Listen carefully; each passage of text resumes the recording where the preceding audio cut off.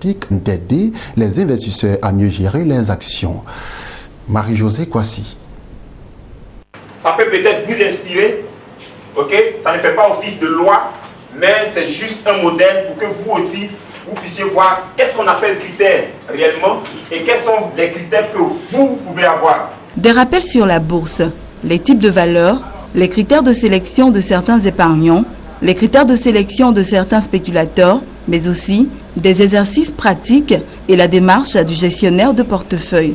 Ce sont là les points qui ont meublé la 4e session de Bourse Academy, l'école des investisseurs. Constitués en groupe, les séminaristes ont été formés sur les méthodes de gestion efficaces du portefeuille d'actions. L'opportunité nous a été donnée en tant qu'orateur d'expliquer comment est-ce que l'investisseur peut sélectionner des titres.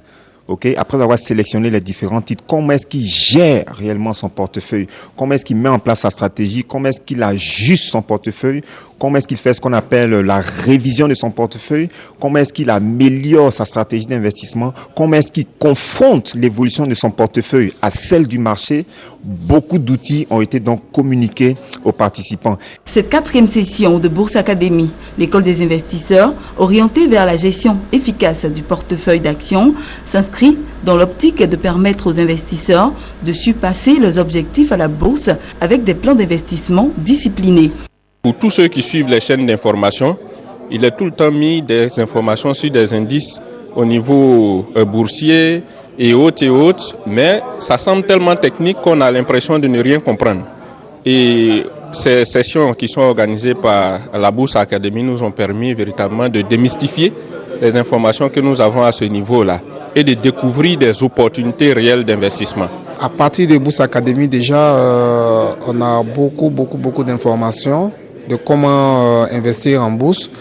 Je pense que nous allons créer aussi ce qu'on appelle un club des investisseurs afin d'échanger aussi des informations et tout, pour pouvoir choisir les bons titres en fait. De plus en plus nombreux à s'inscrire, les séminaristes relèvent ce qui les attire à Bourse Academy, l'école des investisseurs. À travers Bourse Academy, j'ai une meilleure ouverture d'esprit sur le marché boursier. Les thèmes sont à propos, choisis à propos, et le cadre de formation est également idéal.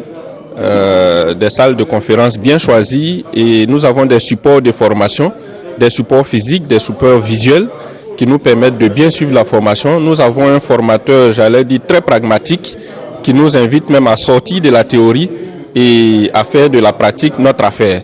Bourse Academy, l'école des investisseurs, ce sont des séminaires initiés par Multiconsult Gestion, un groupe de presse économique. Ces séminaires visent la vulgarisation de la richesse au moyen de la bourse. Le musicien congolais Papa Wemba est décédé le dimanche dernier à Abidjan, les armes à la main. La star de la rumba congolaise est décédée après s'être évanouie sur la scène du FEMIA, le festival des musiques urbaines d'Anoumambo. À 66 ans, il laisse derrière lui des fans inconsolables. Marie-Josée Kwasi.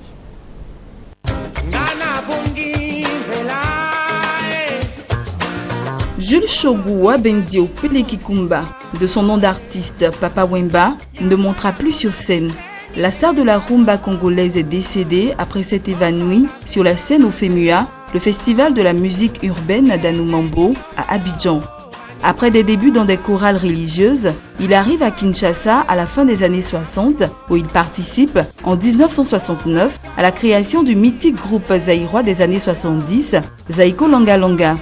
En 1977, il crée le groupe Viva la Musica, puis commence pour lui une riche et exaltante carrière et devient une véritable star africaine. Le chanteur et auteur-compositeur s'est fait connaître par des tubes comme Analango, Maria Valencia ou Yolele.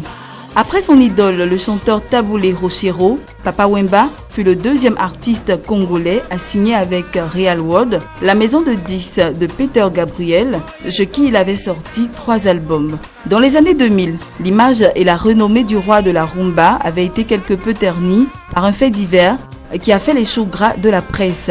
Il se fit connaître dans la rubrique Faits divers. Il fut condamné en France pour aide au séjour irrégulier d'étrangers sous couvert de ses activités musicales. Il a passé 3 mois en détention en 2003 dans le cadre de cette affaire.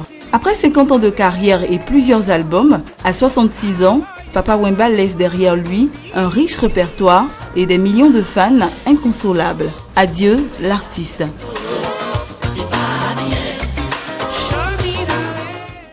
C'est ici que s'achève ce journal. Merci de nous avoir suivis et continuez de vous informer sur Business 24 Africa.